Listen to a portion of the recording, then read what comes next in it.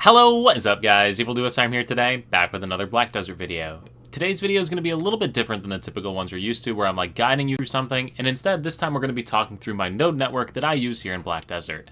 This is probably one of the most requested video ideas that I get on every single live stream every weekend, and I figured it's finally time I come out and do it. So in today's video, we're going to be going through my node network, and I want to preface this saying that this is not the best node network you can possibly come up with in the game. It's just what I choose to do for what I enjoy. To give you an idea of what my node network does, it is themed around creating Valencia meals, creating timbers that I then use processing to create trade crates that I sell for trade, and then a few other random nodes throughout that have decent values or things that I potentially use in my gameplay. Again, this is a node network that is set up specifically for me and what I enjoy doing in the game, which is gathering, cooking, and general life skilling. If instead you're looking to like min-max the heck out of this and get like the absolute best worker empire you could possibly get, you can use the LifeSkill Discord server, which has some links to different empire planning type documents. The first one up here is actually pretty cool. It'll bring up a map of the Black Desert world, which shows you all the different nodes you can connect to in the game, as well as all the different items that can be harvested from any of these nodes. In the settings tab of this website, you can select your server or region that you play on, and then you can begin building up a node network and trying to find the best items here. So for example, one of the best nodes I know of in the game is over here at Shikatu. You can say, invest in this node, hire a worker down here, and then select something like the fig and assign it. You'll see a total million silver per day if you keep your node network running 24/7 based on your region. But yeah, you can use a tool like this to kind of pick out the nodes and whatnot. And a link to the LifeSkill Discord will be in the description down below. And then, as is always the case, my YouTube channel has a ton of guides on node networks and worker empires and whatnot, so feel free to jump into these if you need additional help on any of the different topics we're going to discuss here, since this is kind of just an overview, not a full-on guide. But that's a lot of information right at the start, and we haven't even gotten into the content of the video, so quickly before we get into it, if you're new to the channel, new to Black Desert, or you've been watching videos on my channel and still have not subscribed yet, please consider it. It helps to grow my channel, you stay up to date with new content, and we both win, and without further ado, let's get into it.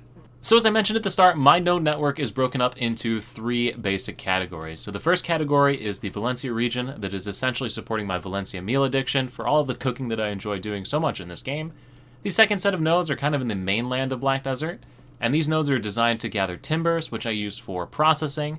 Processing feeds into timber crates, which I then sell over to Valencia and ultimately will transition to the new region, since this region just released. But yeah, that's basically just to support my life skill ranking on the leaderboard here so that I can keep pushing up the tables for both trade and processing. And then we have some other random nodes that are spread throughout the world that give me like resources that I need for different items or to give me additional storage in different cities so that I have enough space to put all of my stuff. And then I guess with the new region, I also have messed around with the nodes a tiny little bit here, nothing too crazy, just kind of getting the cheap storages as well as the various items that are useful in this area. Now I went ahead and used that tool that I talked about a few seconds ago to put this node network we're about to look at into it to see how it pays out. Again, it is not a super amazing node network. It's paying out just under 100 million a day, of course assuming I was leaving my computer running all that time. So again, not the best one, but with the all towns worker list, you can see that some of these node arrangements pay out significantly more, so if that's what you're looking for and that's all you're interested in, might be some information to hold on to there, like Calpheon paying out almost 33 million a day. But anyway, this is enough setup. Let's get into the game and let's start talking through these networks. So you'll see that my map is black here that I'm looking at, or a lot darker anyway than typical, and that is because I have node management mode activated. So typically when you look at the map, you're going to be seeing this. You click this last icon on the right here and it'll bring up all the nodes so you don't have like all the extra clutter to look at, and you can see where your node connections are pretty well highlighted. It's actually a super nifty feature. We're going to start out in Valencia and work our way from Valencia across the map and pick out the different nodes and whatnot so we can see what we're doing. And starting off in Valencia City, we have a couple of lodging homes built so that we can pick up the nodes at Valencia Plantation for date palms and freeka. This is because date palm is needed for the date palm wine recipe, and freeka is used in freeka steak stew. So 2 recipes you need for Valencia meal. We have 2 nodes right there. The next farm up has date palms available on it, so you can pick up date palms there. Again, to feed into the date palm wine. These next nodes are just to connect Valencia to the other side of the map for timber crate turn-ins, which is the only reason that these nodes are connected. You can turn these on and off if you have a value pack, if you run with that to save a little bit of money and contribution points for other activities. Next up, we get into the Shikatu nodes. So Shikatu City right here. And the biggest one and the highest income node, some of the highest income in the game, are these 2 fig nodes right here. They're very easy to pick up. You only need to hire 2 workers, and these 2 nodes together pay out about 7 million a day for only a few contribution points. Some of the best efficiency in the entire game. A little bit further up the trail here, we have a worker picking up the freeka here, again for freeka snake stew. And then a bit further up, we have Iris Canyon that is getting nutmeg for nutmeg used in a bunch of the Valencia meal recipes. We then have a series of nodes connecting all of this out towards the mainland of the game. So all of these nodes are essentially just to connect to Heidel. So a lot of contribution point being spent so that I could do my timber crate trading. Again, if you have a value pack, you can connect and disconnect these at will. Now the final Valencia city that we're working on is in Sandgrain Bazaar. Sandgrain Bazaar, again, is going to be picking up nodes for Valencia meals. We're looking at nutmeg from the first node right there at the Bazaar farmland. And then down at the Crescent Mountains, we have a secret node out here that has date palms available for it. And a little bit further up, we also have some figs that we can pick up from Achman, the node there. And that covers the Valencia region of the map. Again, this is essentially all entirely for producing items that you need for Valencia meals. Through these nodes, the only things that I don't get are going to be right here at Atlas Farmland. This is going to be teff, as well as the lion meat for King of Jungle Hamburg, and the scorpion and snake that are used for freaking snake stew and grilled scorpions, which go into couscous and other recipes throughout the Valencia meal chain. I gather these myself. That's typically what I'll be doing on a weekend live stream, is doing some gathering of them either here in the desert, or for scorpions and snakes over here, somewhere in this region. It's hard without the map on, but somewhere in this general area where the Sheer Ruins is. Now moving on into the mainland of Black Desert, we have Heidel, and the Heidel nodes begin the collection of timbers. So you'll see a little chain that goes off to the right into Medea. These are all feeding into Heidel just for convenience. There are some cities that are closer for some of these, like Tariff might be closer for some of those nodes. But working up the chain over here, we don't start picking up nodes until we get to the Elric Shrine. The Elric Shrine is feeding us in white cedar timber. The Stonetail Wasteland to the side over here is acacia timber. And then up at the top, at the Medea Northern Highlands, we have white cedar timber and maple timber. The reason that we have all these timbers collecting is because they're used in the Medea timber crate, one of the more valuable crates that you can craft. Essentially, you'll notice from my network that we're going to see here, I rotate between Calpheon timber crates, Serendia timber crates, and Medea timber crates, picking up all the resources, crafting a bunch of stuff after, making those crates, and then moving on to the next one in the line. But yeah, so that's the right side of Heidel. Moving over to the left, we have the Alejandro farm node for the cooking honey. It's a cheap node. Cooking honey sells pretty well. Over at the northern plain of Serendia, we're picking up maple timber for the Serendia timber box. Heading towards the south, we have the Castle Ruins node here that's being used for maple timber. Moving further south, we have Serendia Shrine picking up pine timber. And then further still, the Commit Lumber Camp that is picking up both pine timber and birch timber. This is a lot of contribution to be expending for these various nodes, but I have a good amount of contribution points, so I'm not afraid to use them on different things. Either way, these are pretty expensive, so it might not be something you're looking to pick up right away. Now, moving out a bit more towards Calpheon, we have Oz Pass, and Oz Pass is picking up cedar timbers. We then connect into the node of Calpheon and work to the north, picking up the northern wheat plantation for all of the various items that you see here. Paprika is used for pickled vegetables, which we use in the Valencia meal. And then we have wheat and barley farming here to make doughs that I can use for various dough recipes, such as the fig pie in the Valencia meal. Over to the side over here, we have Old Dandelion for birch timber used in Calpheon timber crates. Crudo Cave is just picking up tin ore because we're right there, and why not pick up some tin ore? This node is essentially earning me about $1 million a day from this. I guess you can't see it, but about $1 million a day just for taking that node. So you'll see a couple of these things where I just take a high value node off to the side of what I'm already doing. But anyway, moving back to the north, up at the Bree Tree Ruins, we have the birch timber from up there. And along the way, we stop at Benito Farm to pick up this Trace of Forest node that also has some random things that we can sell. Moving off to the left a little bit more, we have Quint Hill that we're taking for the birch timber, again for the Calpheon timber crates. And then heading south from Calpheon, we have a bunch of different nodes we're going to take. So first is Funiel's Cabin. We're picking up the fir timber node there. At the Rudum Outstation along the way, we're going to stop and pick up this tin ore node. We then pick up the Mancha Forest, which is going to give us fir timber. The Triumph Forest, which is going to give us fir timber. Lumberjack's Rest Area, that's going to give us cedar timber. And Longleaf Tree Forest down here at the bottom, that's providing us cedar timber. So this little loop right here basically completes the rest of the woods that we need for the Calpheon timber crate. So now we have everything we need for the Medea timber crate.